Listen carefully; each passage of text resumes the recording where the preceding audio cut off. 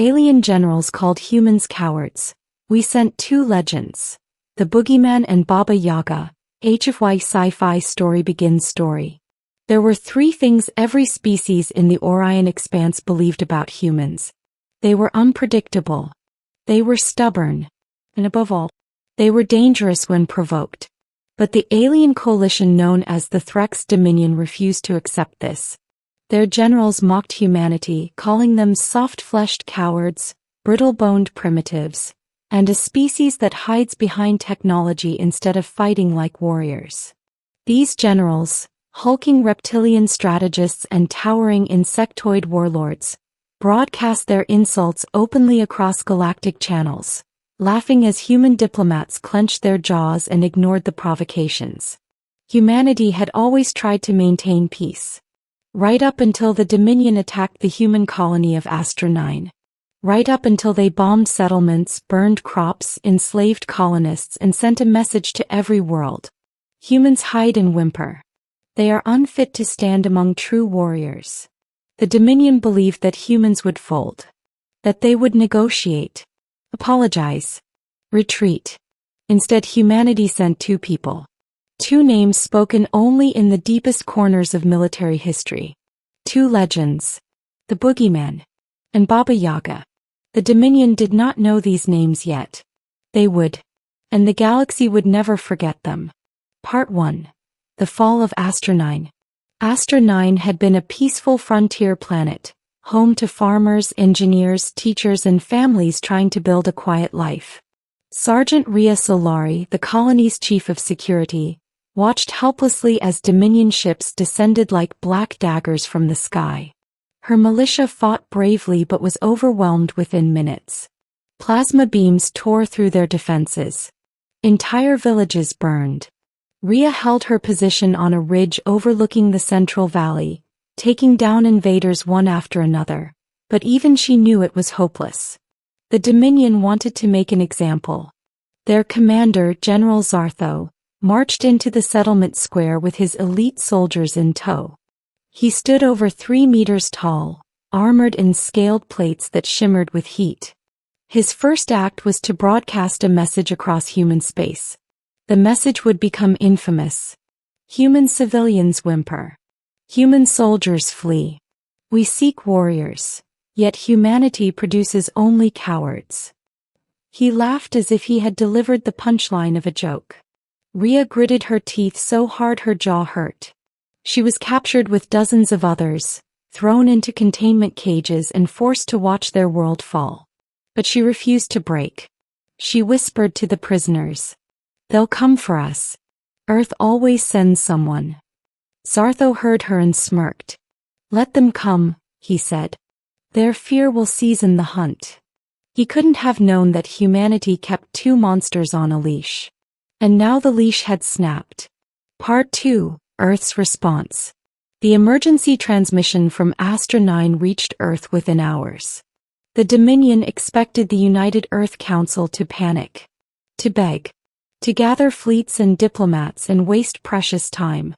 Instead, the Council met for exactly 4 minutes. Then they issued a simple chilling command. Release Operatives 01 and 02. Every admiral went quiet. Every general straightened. Every diplomat stopped breathing. These operatives were whispers in dark corridors, names erased from records, legends told to frighten recruits into staying disciplined. Operative 01 was known only as the Boogeyman. Operative 02, Baba Yaga. They did not belong to any army. They belonged to humanity's last line of defense, an agency older than the colonies, answerable only to Earth's highest authority. Their official designation: Hades Unit. Humanity's advanced deep elimination specialists. The Council gave the coordinates of Astra 9, signed the authorization, and spoke the words no species ever wanted to hear. Send the monsters. Part 3. Legends in Human Skin. The shuttle that carried the two operatives to Astra 9 was small, silent, and matte black, designed to slip through battlefield radar without a whisper. Inside sat a man and a woman. No helmets. No fear. No hesitation. Just cold focus. The man leaned back in his seat, eyes half closed, hands gloved in tactical fabric woven with adaptive nanofibers. His face bore scars from battles no one could find in any file. His build was lean, lethal, efficient. His name, at least the one people whispered, was Marcus Vale. The Boogeyman. He spoke only when necessary. The woman beside him sharpened a blade with slow, methodical motions. She had a calm, almost serene expression. Her dark hair was tied back in a simple knot, her hands steady, her posture relaxed. Her name was Yelena Voss. Baba Yaga. Where Marcus was silent death, Yelena was death wearing a smile. The Dominion, Yelena murmured, testing the blade's edge against her thumb. They're loud. Arrogant. This should be fun. Marcus didn't look at her. They hurt civilians. She said, her smile fading. Then it won't be fun. It'll be necessary. The shuttle AI chimed. Arrival in hostile airspace in 30 seconds. Marcus opened his eyes. Yelena sheathed her blade. Two legends stood. Two storms ready to break. Part 4. Nightfall on Astronine. Dominion occupation forces had grown comfortable. They threw prisoners into holding pits. They patrolled lazily. They mocked the ruins. They believed no human threat would come. They were wrong. The first shadow fell at sundown.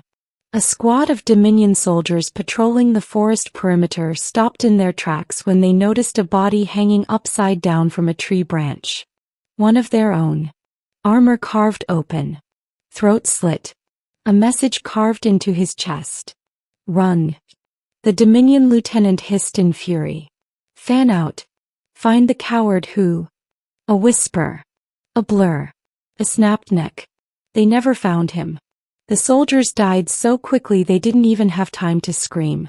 A flash of movement here. A shadow there. A quiet footstep behind them. Some swore they saw eyes glowing in the dark. Marcus Vale, the Boogeyman, moved like the night itself. For every heartbeat, a Dominion soldier fell. Meanwhile, on the opposite edge of the settlement, the screams began. Not human screams. Dominion screams. Yelena Voss walked calmly through the camp, her blade a silver arc weaving death. Plasma fire hissed past her, but she dodged with fluid motions so fast they blurred. She moved with elegance, almost dance-like. A Dominion captain charged her, roaring. Yelena sidestepped. Her blade sliced through his armor as if it were paper. He collapsed in 2 pieces. Another soldier tried to fire from behind her. Without turning, she flicked her wrist. A throwing knife buried itself between his eyes. She exhaled softly. Messy, she muttered. But effective. The Dominion began to panic. They whispered in terrified confusion. 2 humans? Just 2. Impossible. This is a trick. No human moves like that. But they did. Because these were no ordinary humans. These were legends forged in Black Ops programs designed to counter threats far beyond alien warlords. Part 5. The Prisoner's Hope. Rhea Solari heard the screams outside the containment cages. At first she thought more Dominion troops were arriving. Then a Dominion guard sprinted past her cage. Alone, screaming, firing wildly behind him. Another stumbled after him, minus an arm. Rhea gripped the bars. What the hell is happening out there? The other prisoners whispered frantically. Someone's fighting them. I heard it's humans. 2 of them, just 2. Rhea's heart hammered. Could it be? Could Earth truly have sent help this fast? A shadow appeared at the entrance of the containment hall. A Dominion guard raised his weapon, trembling. Stay back. I will. A metal spike struck his neck with surgical precision. He dropped. From the shadows emerged a man, tall, focused, eyes cold. Rhea recognized him instantly from rumors she never believed were true. Marcus Vale. The Boogeyman himself. He approached the cages without a word and began slicing the locks open one by one with a compact plasma cutter. Rhea stepped forward. How many of you are here? she whispered. 2, Marcus replied calmly. Rhea froze. 2. There are hundreds of Dominion forces. Not anymore.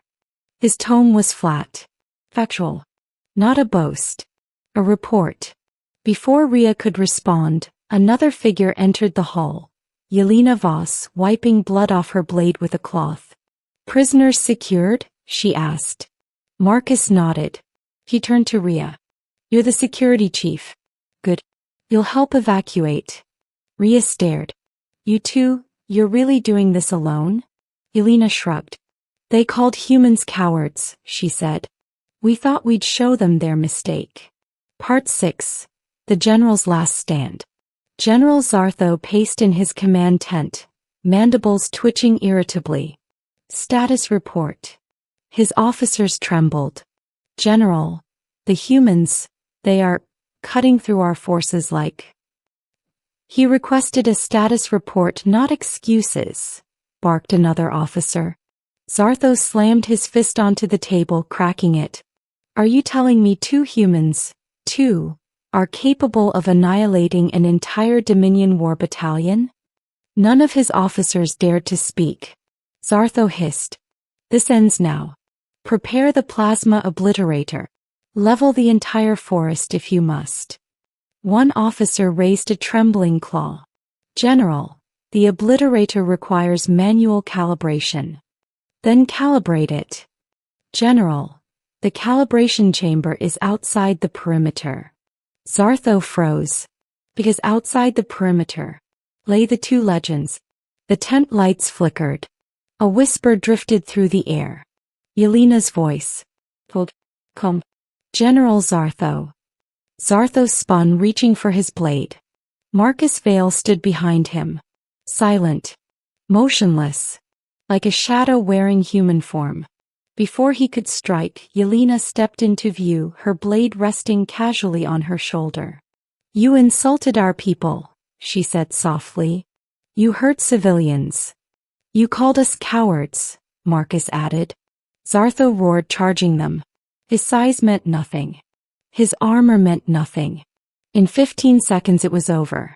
Marcus struck with precision, weak points, joints, nerve clusters. Zartho staggered. Yelena's blade flashed. The general fell. Silence. Part 7. The Message to the Galaxy. By sunrise, the Dominion soldiers on Astra 9 had surrendered.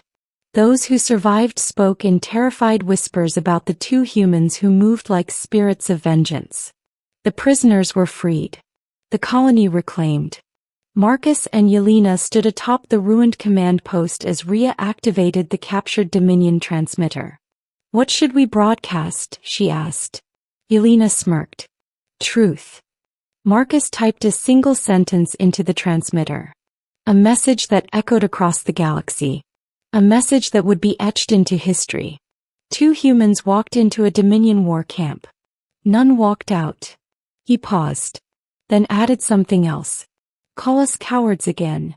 The transmission ended. Part 8. The Dominion breaks.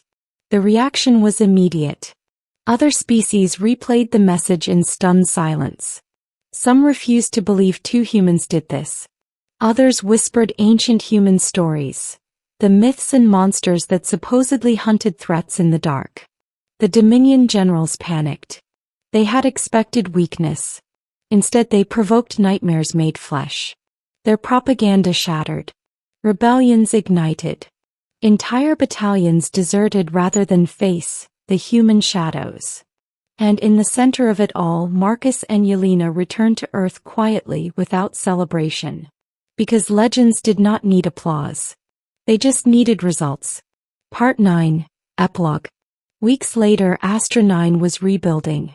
Rhea Solari walked along the recovered fields, watching families plant new crops. Children laughed. Homes rose from rubble. Humanity had survived. Rhea felt a presence behind her. Marcus stood there, hands in his pockets. You're leaving already? She asked. We don't stay long, he replied. Yelena joined them, stretching casually. Someone else insulted humans on the outer rim, she said.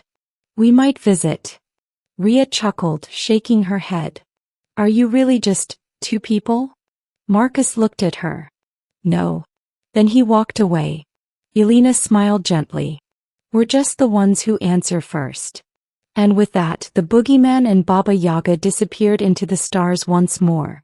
Two silent guardians, two human storms waiting to be unleashed whenever the galaxy forgot one simple truth. Humans are many things, but cowards will never be one of them.